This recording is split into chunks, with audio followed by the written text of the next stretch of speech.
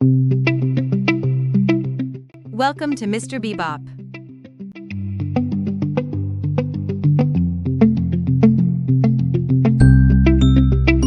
Step into the world of Agatha Christie, where secrets simmer beneath the surface and every character conceals a motive.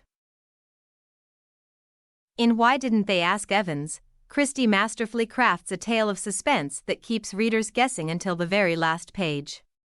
As a longtime enthusiast of Christie's intricate plots and cunning sleuths, I eagerly embarked on this literary journey, ready to unravel the enigma behind the cryptic title. Join me as we delve into the twists and turns of this classic mystery novel, navigating through a maze of deception and unexpected revelations.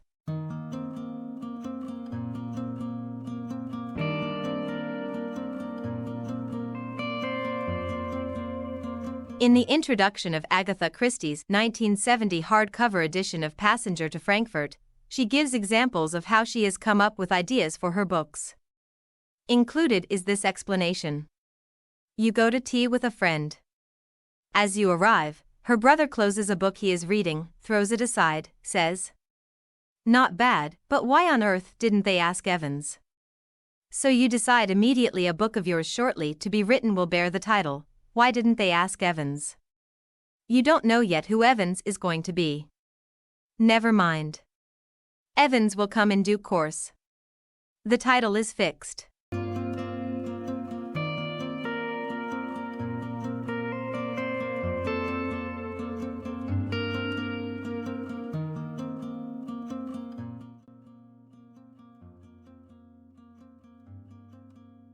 Why Didn't They Ask Evans is a work of detective fiction by British writer Agatha Christie, first published in the United Kingdom by the Collins Crime Club in September 1934, and in the United States by Dodd, Mead and Company in 1935, under the title of The Boomerang Clue.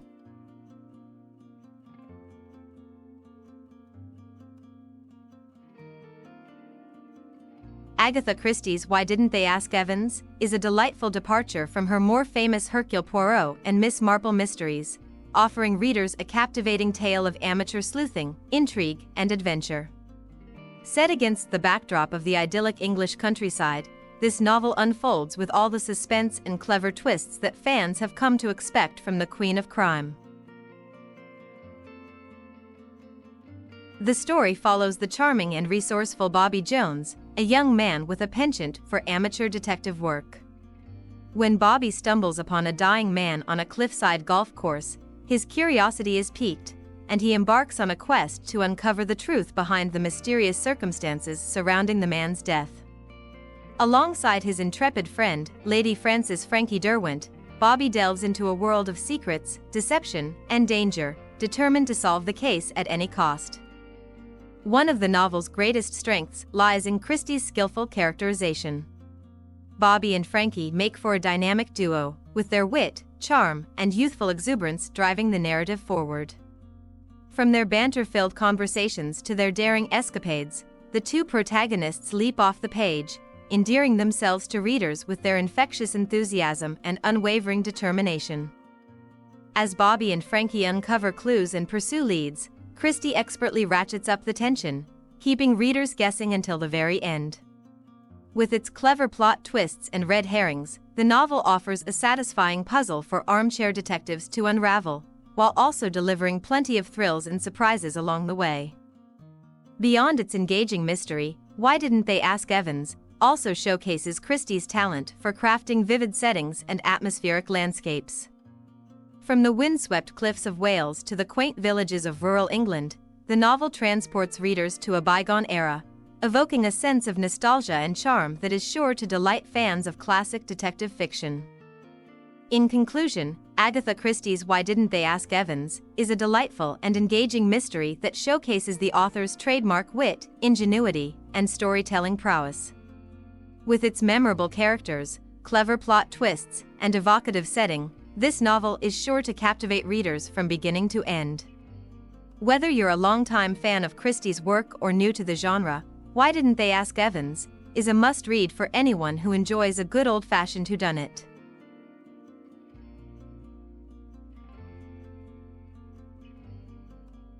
The Times literary supplement of September 27, 1934, concluded favorably. Mrs. Christie describes the risks Bobby Jones and Frankie Derwent ran, in her lightest and most sympathetic manner, playing with her characters as a kitten will play with a ball of wool, and imposing no greater strain on her readers than the pleasure of reading at a sitting, a story that tickles and tantalizes, but never exhausts their patience or ingenuity.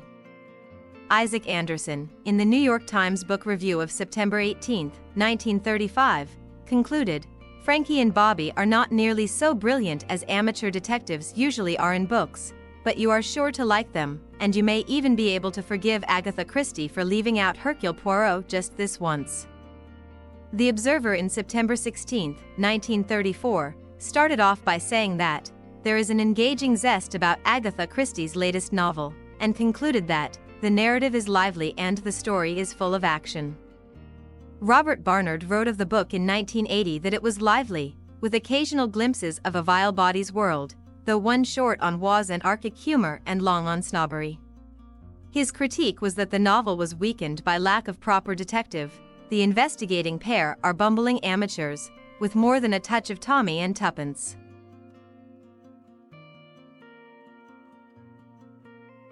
Why Didn't They Ask Evans was adapted by London Weekend Television and transmitted on March 30, 1980. Before this production, there had been relatively few adaptations of Christie's work on the small screen, as it was a medium she disliked, and she had not been impressed with previous efforts, in particular a transmission of And Then There Were None on August 20, 1949, when several noticeable errors went out live, including one of the corpses standing up and walking off set in full view of the cameras. By the 1960s she was emphatically refusing to grant television rights to her works. After Christie's death in 1976, her estate, principally managed by her daughter Rosalind Hicks, relaxed this ruling, and Why Didn't They Ask Evans was the first major production that resulted. Evans attracted large audiences and satisfactory reviews, but more importantly, it demonstrated to television executives that Christie's work could be successful for the small screen given the right budgets, stars, and attention to detail. Given a generous budget of £1 million, a large sum for the time, it had an all-star cast and a 3-month shooting and videotaping schedule.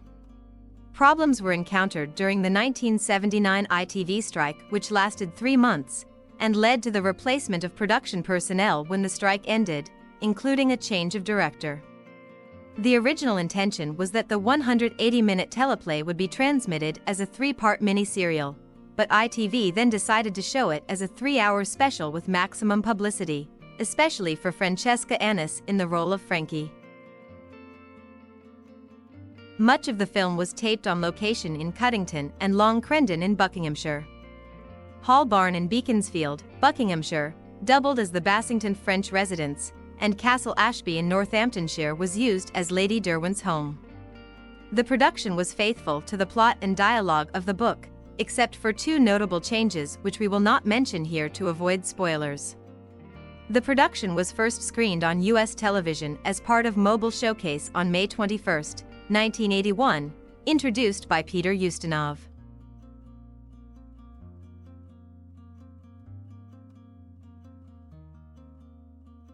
Patrick Barlow loosely reworked Christie's novel as a 2-hour television film starring Julia Mackenzie as Miss Marple, a Christie character who does not appear in the original novel.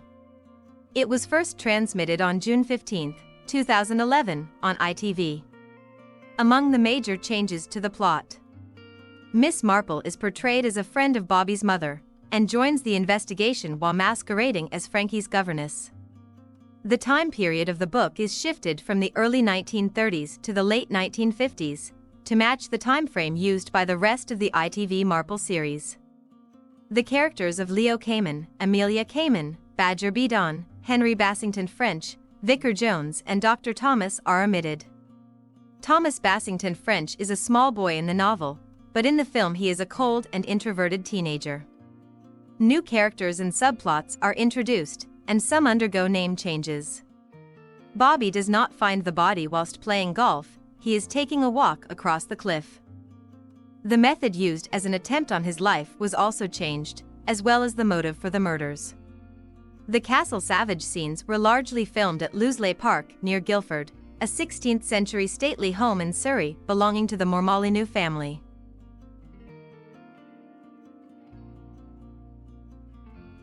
It was adapted as a 2013 episode of the French television series Les Petits Murders d'Agatha Christie, under the title Pourquoi pas Martin, directed by Mark Angelo. In April 2021, it was announced that Hugh Laurie would be adapting the novel for BritBox in 2022. The filming took place in Surrey, mainly in the villages of Shear and Albury, between June and August 2021, and at Three Cliffs Bay in Swansea. The three-part series became available on BritBox on April 14, 2022. It was then shown on ITVX and ITV in April 2023. Did you know? The name of the novel's hero, Bobby Jones, is the same as that of the American golfer who was at the height of his fame at the time of publication. The first chapter introduces Bobby Jones playing golf, when his stroke scuds disappointingly along the ground. The narrative explains this Bobby is not the American master.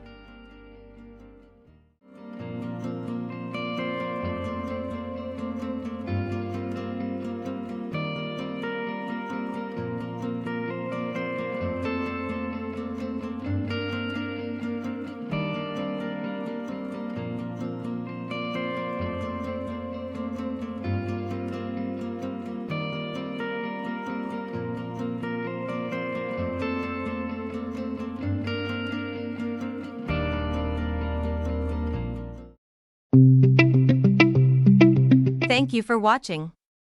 See you again next time.